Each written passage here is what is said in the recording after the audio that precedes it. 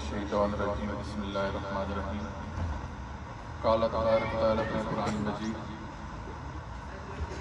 الف لام میم ذالک الکتاب لا ریب فیہ ھدی للمتقین صدق اللہ العظیم و صدق رسول النبی الکریم۔ یہ جو آیہ مبارکہ آپ کو سامنے تلاوت کرنے کا شرف حاصل کیا، اس آیہ مبارکہ میں اللہ تعالیٰ ارشاد فرماتے ہیں کہ اس کتاب میں کچھ شک نہیں پرہیزگاروں کے واسطے ہدایت ہے۔ یہ میں اس کتاب کی بات کر رہا ہوں جو میرے ہاتھ میں اٹھائی، اس سے قرآن کریم بولتے ہیں۔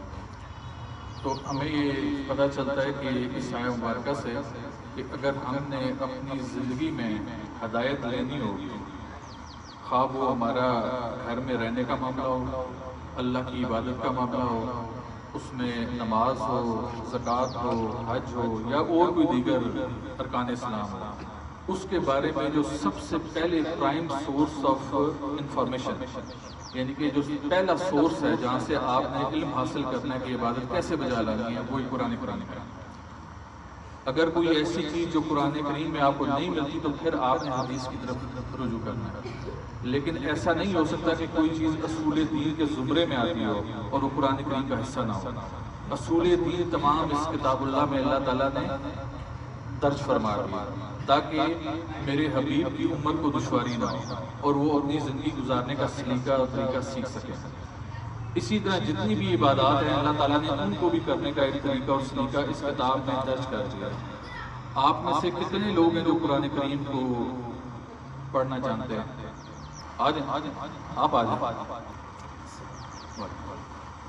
یہ اب آپ میں سے کوئی بندہ اٹھانے کا مقصد یہ تھا کہ اور اس کو کتاب اللہ کو ہاتھ میں رکھنے کا مقصد یہ تھا کہ جو چیز آپ تک پہنچاؤں تو اس کا ایک گواہ بھی معلوم ہو، اور ایسا نہ ہو کہ لوگ کہیں کہ شاید کتاب اٹھائی تھی، کتاب میں سے اپنے تئیں بھی تو بیان کر سکتے ہیں۔ ہمارا مقصد یہ ہے کہ یہاں پر جو لنگر عوام الناس میں دیا جائے وہ لنگر صرف اور صرف 10 سے 20 منٹ میں آپ کے ڈائجسٹو سسٹم میں جا کے ہضم ہو جائے گا، ختم ہو جائے گا، لیکن جو علم آپ یہاں سے لے کر جائیں گے وہ تا حیات آپ کے ساتھ رہے گا۔ اس دنیا میں بھی آپ کی فلاح کا باعث بنے گا اور آخرت میں بھی آپ کی فلاح کا باعث بنے گا۔ تو کسی بھی پیر خانے کا جو بہترین لنگر ہوتا ہے وہ دال روٹی نہیں ہوتا، وہ وہاں سے دیا گیا علم ہوتا ہے، اور اس علم کی نشانی ہے کہ وہ علم آپ کو قرآن کریم سے دیا گیا ہے۔ ہم سورہ بقرہ کی آیہ نمبر 187 ہے، ہم اس کی طرف اس لیے آئے ہیں کہ آج پہلے روزے سے ہماری ترتیب سیٹ ہونے جا رہی ہے۔ جو لوگ پہلے سے دسترخوان کا حصہ ہیں وہ تو یہ معاملات جانتے ہیں، لیکن جو آج نئے آئے ہیں ان کو پتہ چلے گا کہ یہاں پر افطار کرنے کا کیا طریقہ کار ہے۔ ہم نہ کسی اہل سنت کو فالو کرتے ہیں، اس کے پیچھے چلتے ہیں، ہم نہ کسی اہل تشیع کے پیچھے چلتے ہیں، ہم نہ کسی دیوبندی کو مانتے ہیں، نہ ہم کسی وہابی کو مانتے ہیں، اور نہ کسی اہل حدیث کو مانتے ہیں۔ ہمارا ایک ہی معقولہ ہے کہ ہمارا سب سے بڑا رہنما اور پیر قرآن کریم ہے۔ ہم نے جو ہدایت دینی ہے، جس کے پیچھے چلنا ہے، وہ قرآن کریم ہے، اللہ کی کتاب ہے۔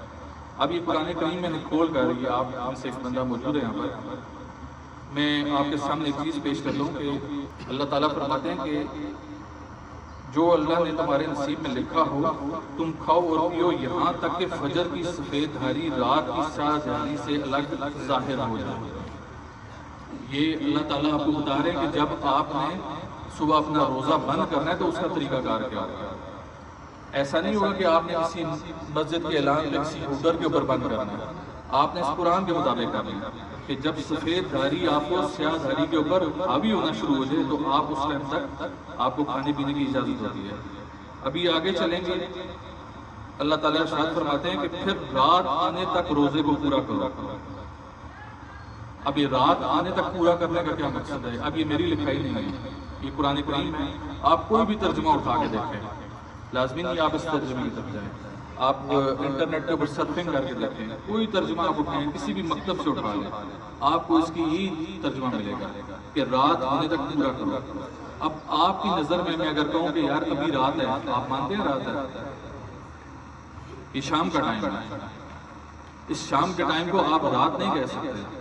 جیسے اللہ تعالیٰ نے واضح فرق بتا دیا کہ جب سفید دھاری غلبہ پانا شروع ہو جائے کالی دھاری پہ تو آپ روزہ بند کر دو۔ اسی طرح اللہ تعالیٰ فرماتے ہیں کہ رات ہونے تک پورا کرو، یعنی کہ جب سیاہ دھاری سفید دھاری پہ غلبہ پانا شروع کر دے.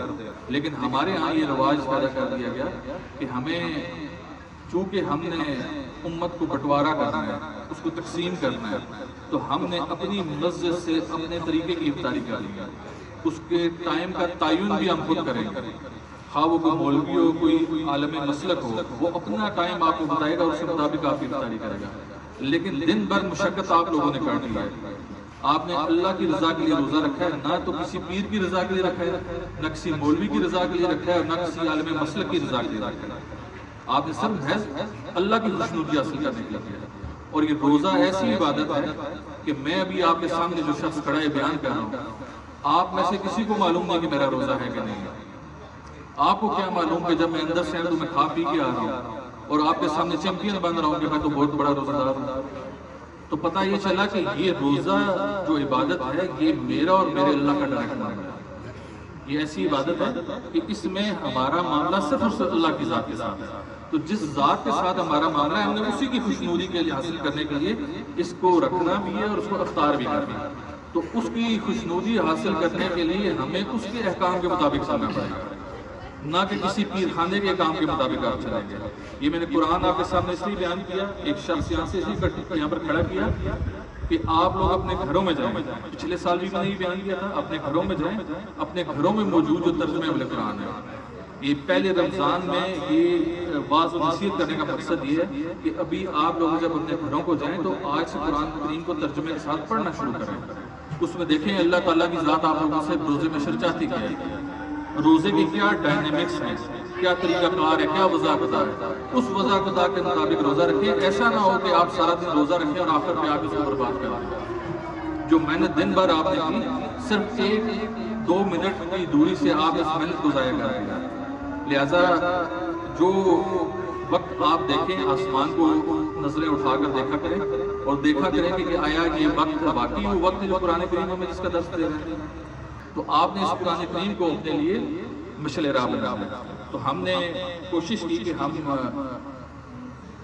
پہلے رمضان کا آغاز ایسے واضح و نصیحت سے کریں، آپ تک ایک ایسا پیغام پہنچائیں کہ آپ میں سے ہر بندہ جس کے گھر میں ترجمے والا قرآن موجود ہے وہ ترجمے کے ساتھ قرآن کریم کو پڑھے اور اس سے سبق حاصل کرنے کی کوشش کرے کہ ہم نے اگر عبادات اس دنیا میں کرنی ہے تو وہ کس کے حکم کے مطابق کرنی ہے. یہ نصیحت پہنچانے کا مقصد یہ تھا کہ ان 30 رمضان میں آپ کا اور ہمارا ساتھ رہے گا. کل جب ہم اللہ کے حضور پیش ہوں تو ہم کم از کم یہ کہنے کے قابل ہوں کہ ہاں ہم نے اپنے حصے کا کام کر دیا. جو پیغام آپ نے اپنے حبیب کے ذریعے اپنی امت تک پہنچانے کی کوشش کی، اپنی مخلوق تک پہنچانے کی کوشش کی، ہم نے اس میں اپنا کردار ادا کیا اور اپنے دسترخوان کے اوپر صرف آلو چھولے نہیں بانٹتے رہ گئے. ہم نے صرف آلو چھولے نہیں بانٹے بلکہ ہم نے قرآن سے علم لے کے بھی لوگوں تک بانٹا.